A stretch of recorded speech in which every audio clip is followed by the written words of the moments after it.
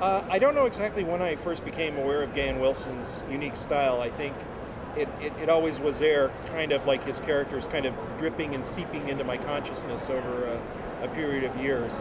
His work had a certain sort of James Thurber-like amorphous quality to it, but it was more richly rendered and more grotesque, obviously. His people all kind of looked like dumplings melting and headed off in their own directions. But there was a very sinister quality about his work that I just loved, particularly the imagery of kids being stalked by horrible creatures and fanged monsters appearing out of nowhere.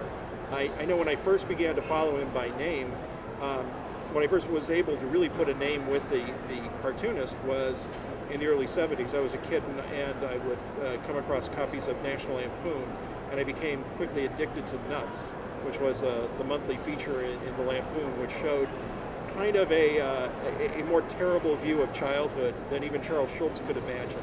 And I loved that. And I loved all the strips that the poor nameless little kid went through.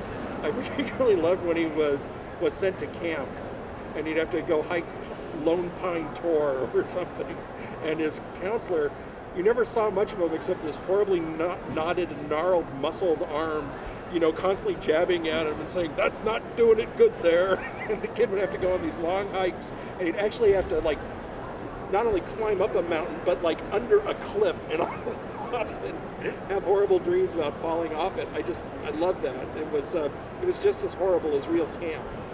And he never forgot what it was like. Gahan has never forgotten what it's like to be a kid and how wonderful it is and how horrible it is.